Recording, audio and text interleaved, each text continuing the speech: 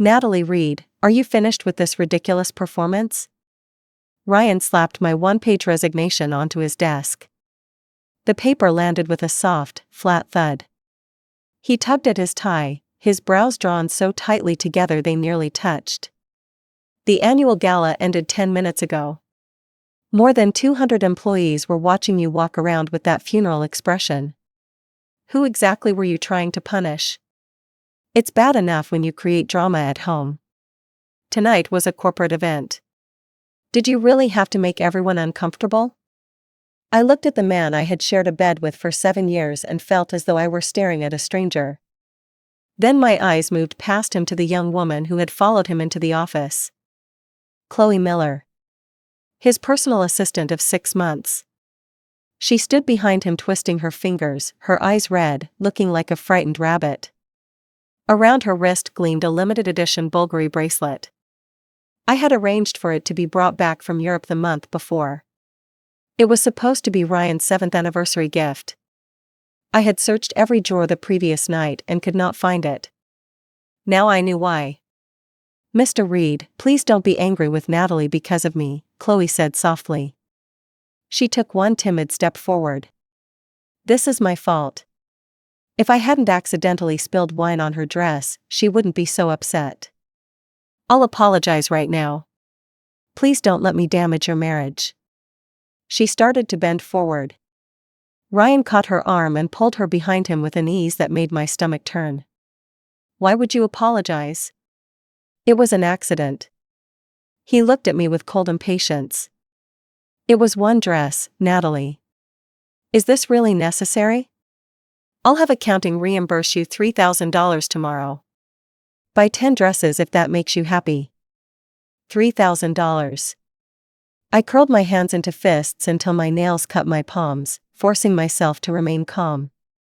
In the ballroom, Chloe had walked directly into me with a full glass of red wine. The gown had been handmade in France over 3 months and cost nearly $55,000. As she pretended to fall, she had also torn the pearl necklace from my throat. It was the last piece of jewelry my mother had left me before she died. The pearls scattered across the floor. Executives in polished shoes stepped on them while laughing and continuing their conversations. My husband's first instinct had not been to help me. He had rushed to Chloe, who was clutching her ankle and pretending to be hurt. He had not even looked at me before snapping, "Why weren't you watching where you were going?" Every person around us had stared. Some with mockery. Some with pity. Others with the bright-eyed pleasure of watching a private humiliation unfold in public. I was a co-founder of Reed Innovations. I was the wife who had eaten instant noodles beside Ryan in a basement office while we built the company from nothing. And now, inside the business we had created together, I had become a joke. Ryan, I'm serious. I took a breath and pushed the resignation back across his desk. My year-end bonus has cleared. This is my notice. From today forward, this company has nothing to do with me. Ryan stared at me. He clearly had not expected me to hold my ground. In his mind, I was still the Natalie who surrendered the moment he frowned. Have you lost your mind? He struck the desk with his palm, making the coffee cup rattle.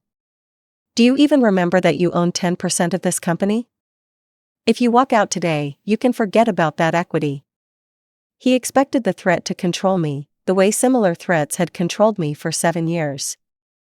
All he had to do was mention the company, money, or his wounded pride, and I was supposed to lower my head. Instead, I looked at him quietly and smiled. Then I removed a prepared document from my bag and dropped it beside my resignation. Stock transfer agreement. I've already signed. Buy me out at the lowest price permitted under the shareholder agreement. As for the 10% you could dilute with creative accounting whenever you felt like it, give it to anyone you want. His face went rigid. I spoke slowly enough that every word landed. One more thing. A recruiter from Titan Systems contacted me yesterday. They offered 5 times my current base salary, a profit-sharing package, and complete authority over their core engineering team. Why would I need your miserable little stake? So I can send holiday bonuses to you and your office girlfriend? Ryan's face darkened. He stared at the transfer agreement, both hands braced on the desk, veins rising across their backs. Titan Systems was our largest competitor. For 6 months, Ryan had poured nearly all the company's available cash into a bid for the Harbor District Smart Infrastructure project. I was the only architect who fully understood the platform at the center of that bid. Without me, what exactly did he intend to compete with? "You're threatening me?" he asked through clenched teeth. I did not answer. I gave one cold glance to Chloe, whose face had gone pale behind him. Then I turned and opened the office door without hesitation. My heels struck the marble floor in sharp, clean echoes. I did not need to look back to know how Ryan's face must have looked. This was only the beginning. 7 years of my life and 7 years of my work had been ground beneath his shoes, inch by inch. Did he honestly believe I would leave without fighting back? The winter wind cut across my face the moment I stepped outside. I pulled my coat tighter, but the cold seemed to come from inside my body. My phone vibrated again and again in my pocket. The screen showed Diane Reed, my mother-in-law. I closed my dry eyes and declined the call. I did not need to guess why she was calling. Video from the gala had already spread through the family group text. In it, I stood in the ballroom drenched in wine while her precious son held a young, beautiful assistant with obvious concern. Diane would never believe Ryan had done anything wrong. She would believe I had embarrassed the Reed family. As soon as the call ended, her messages appeared. "You've gotten bold, haven't you? You dare ignore my call? What were you wearing tonight? You looked nothing like a CEO's wife. No wonder Ryan is tired of you. 7 years and you still couldn't give him a child. Chloe told me that once she joins this family, she'll give us a grandson within a year. If you have any sense, get out of my son's home before I come remove you myself." Nausea rolled through me as I read the messages. Couldn't give him a child. She had used those words against me for 3 years. What Diane did not know was that I had once been pregnant. 3 years earlier, the company had been fighting to survive. Ryan spent 2 weeks courting an investor who drank so heavily that Ryan ended up hospitalized with a bleeding ulcer. To keep the financing alive, I took his place at a client dinner. I was 8 weeks pregnant. The client was notorious for pressuring everyone at the table to drink. I endured round after round of whiskey because losing that investor would have ended the company. By the time I left the private dining room, I could barely stand. Blood ran down my legs and soaked my dress. The baby was gone before I reached the hospital. The complications left permanent damage. The specialist told me another pregnancy would be extremely unlikely. On the day I was discharged, Ryan knelt beside my hospital bed and struck his own face again and again. He cried while promising that even if we never had children, he would never betray me. That promise did not survive 3 years. I blocked Diane's number without replying. Then I ordered a car to the high-rise condo Ryan and I owned downtown. We had bought it during the 5th year of our marriage. The down payment came from the wrongful death settlement after my parents' fatal car accident. Every room carried evidence of the life I had tried to build. The rug in the living room had taken me 3 months to weave by hand. The rare succulents on the balcony had been planted and raised one pot at a time. Now the entire place made me sick. I opened a suitcase and began packing. Clothes. Laptop. Identification. Financial records. I took only what belonged to me. I would not have accepted a single hair tie if Ryan had paid for it. Halfway through, the lock turned. Ryan entered with a dark expression. His eyes landed on the suitcase at my feet, and his face tightened further. "What game are you playing now?" He crossed the room and pressed one hand over the zipper. "Throwing a tantrum at the gala wasn't enough? Now you're running away from home? You're 30 years old. Can you try acting like an adult?" I pushed his hand aside and finished closing the suitcase. "Let go. Don't get your fingerprints on my luggage." The anger in his eyes flared. Natalie, how long are you planning to drag this out? I promoted Chloe to director. She's talented, and she handles people better than you do. Was I supposed to ignore that? You humiliated me in front of the company, and now you want a separation? Do you have any idea how many people are watching us? Are you trying to tank the stock price? I stopped packing and looked directly at the face I had once loved more than my own life. Talented? Chloe had been with the company for 6 months. All 3 projects she touched had nearly breached their contracts because of her calculation errors. Every time, I had taken my team through several sleepless nights to repair the damage. She could not read a standard engineering report, yet Ryan had installed her as Director of Research and Development, replacing me after 7 years of work. She's talented? I gave a humorless laugh. Talented at knocking on your hotel room door after midnight in a silk robe during business trips? Or talented at leaving a Givenchy lipstick with her teeth marks in my car? The room went still. Ryan's pupils tightened. His arrogance vanished beneath sudden guilt. What are you talking about? He looked away, unable to hold my gaze. Those were ordinary interactions between coworkers. Stop inventing filth where there isn't any. She was drunk and went to the wrong room. The lipstick fell out of her purse. If you insist on making everything ugly, what am I supposed to do? I placed the final item into the suitcase and pulled the zipper shut. You know whether she went to the wrong room. I'm not here for an explanation, Ryan. I'm notifying you. I lifted the suitcase and stood in the entryway. My attorney will serve the divorce petition. Save your excuses for the deposition. Then I opened the door and walked out. Behind me, Ryan shouted, if you leave tonight, don't think you can crawl back later and ask me to take you in. I stopped without turning around. Don't worry. I wouldn't step over that threshold again. It's filthy. I closed the door on the prison I had lived in for 7 years. By the time the elevator reached the lobby, the cold had filled my body again. My mind, however, had never been clearer. Ryan was too calculating to agree to a fair divorce. He controlled the company and had Diane whispering strategies behind him. He would use every advantage he had to leave me with nothing. But I had never been as helpless as he believed. I called one of the city's most respected divorce attorneys. Michael? It's Natalie Reed. I have everything you told me to collect. A low chuckle came through the phone. Excellent work, Natalie. When do you want to move? I looked toward the office towers glowing across the downtown skyline. Immediately. The game had only begun. To be continued. Cold air slipped beneath my collar as I walked into the lobby of a nearby luxury hotel. The front desk clerk smiled, accepted my identification and debit card, and ran the card. The terminal emitted a sharp error tone. She looked up apologetically. Ms. Reed, this card is showing as frozen. Do you have another card for the deposit? I looked at the debit card attached to Ryan's household account and smiled without humor. Freezing my access to money. He had used financial control his entire life. At least he was consistent. For 7 years, my salary and distributions had been swept back into the company as working capital. The only readily available money in my name came from a fixed monthly household allowance and the card Ryan had authorized.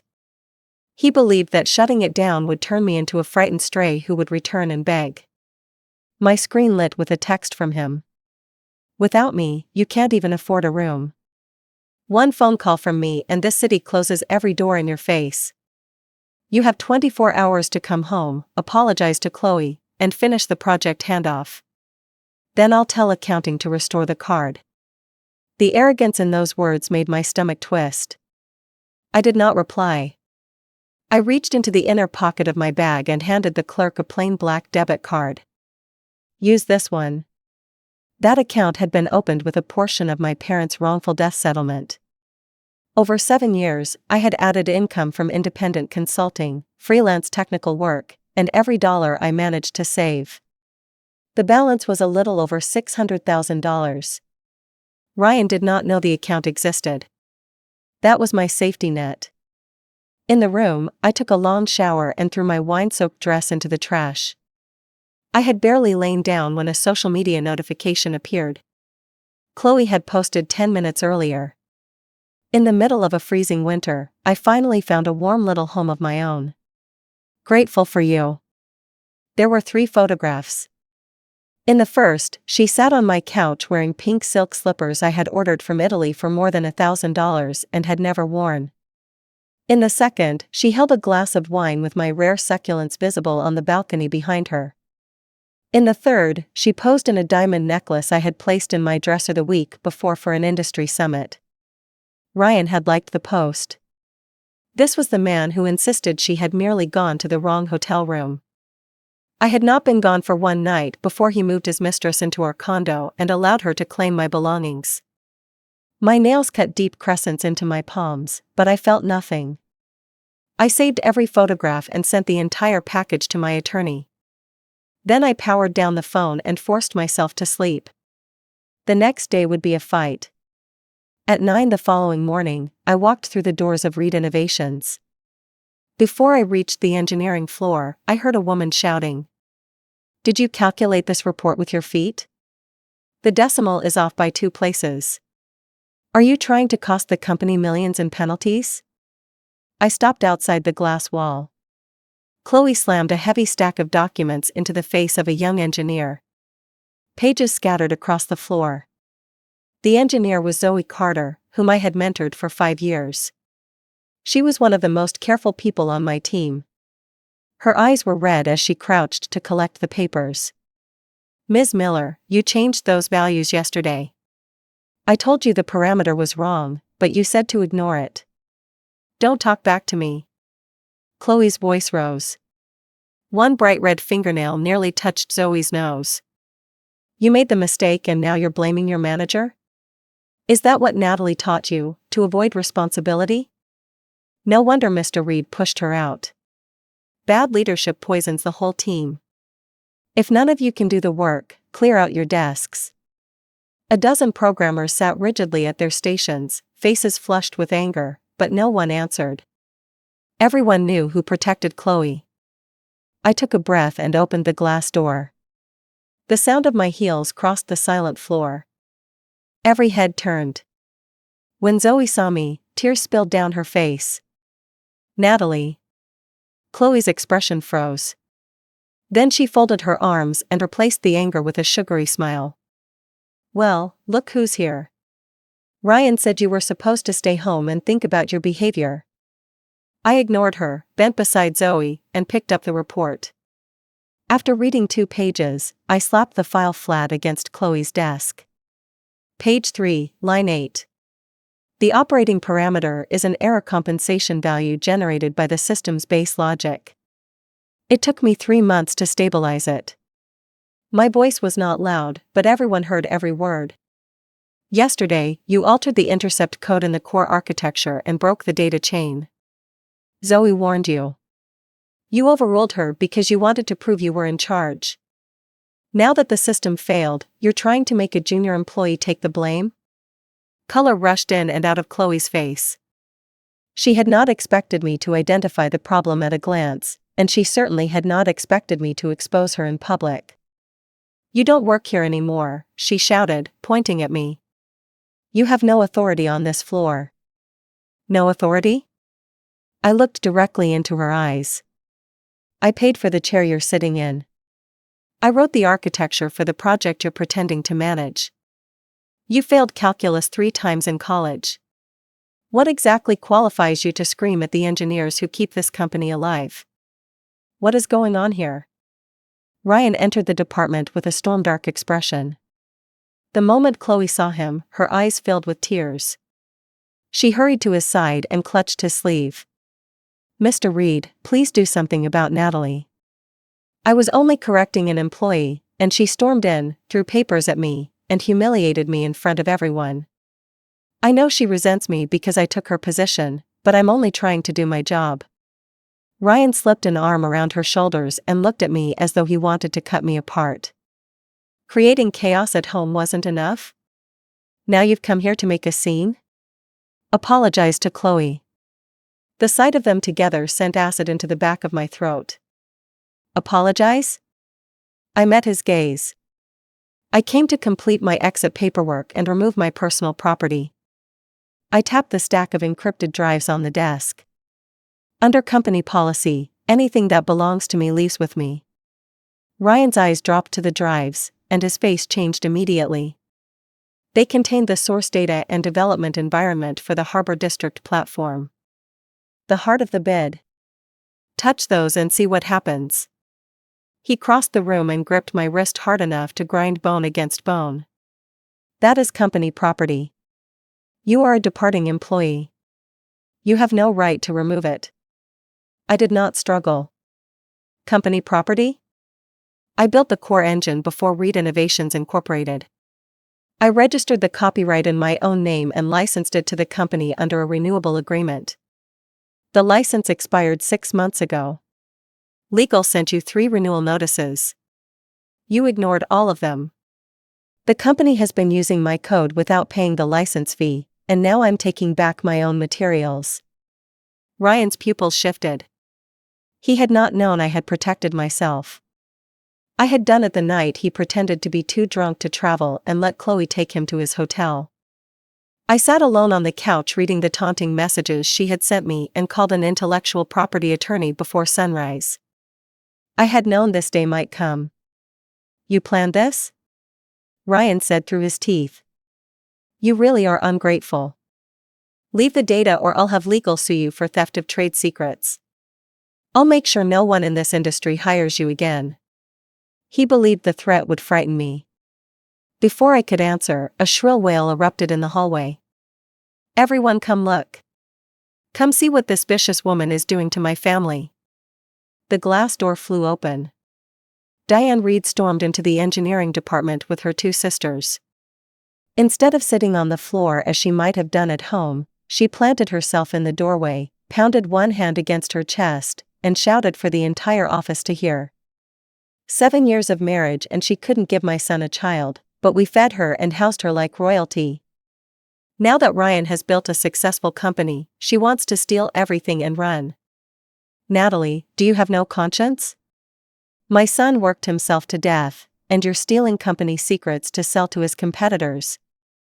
The department went silent. Every employee looked from Diane to me and back again. She was not satisfied. She charged toward my desk, grabbed my shoulder bag, and tore it open. Let's see what else this thief took from our family. Lipstick, tissues, a digital recorder, and keys spilled across the floor. A red velvet case rolled out and struck the tile. The lid opened. Inside lay an extraordinary imperial green jade bangle. Diane's eyes lit up. She lunged, seized the bangle, and held it above her head. I knew it. This bracelet is worth nearly $200,000. I had it made last month to give Chloe when she joins our family. You shameless thief. You even stole Chloe's jewelry. Chloe covered her mouth. Delight flashed in her eyes before she arranged her face into wounded concern. Diane, please don't be angry with Natalie. Maybe she loved it so much that she made one bad decision. If she gives it back, we don't have to involve the police. Diane became even louder. We absolutely involve the police. Theft at that value is a felony. She belongs in prison. Ryan stood with his hands in his pockets, looking down at me as though he were offering mercy. His message was obvious. Give him the project data, and he would graciously make the accusation disappear. I watched the 3 of them perform their little play. I bit the inside of my cheek until I tasted blood. My chest rose and fell. Every nerve in my fingers trembled with rage. Slowly, I bent and picked up the broken velvet case. Then I faced Diane. You say you bought this for Chloe? I walked toward her one step at a time. Who do you think you are, speaking to me like that? She shrank back under my stare, but the presence of her son and sisters gave her courage. She shoved the bangle into her pocket and pointed at me. This whole company belongs to my son. If I didn't buy it, do you expect anyone to believe a penniless woman like you did? Your parents left you a small settlement. You could never afford a piece like this. If you don't leave that data here today, you lose the bracelet and I'll make sure the police take you away. I studied her greedy, malicious face and laughed softly. Then I dialed 911. I'm at Reed Innovations, 18th floor of the Global Center.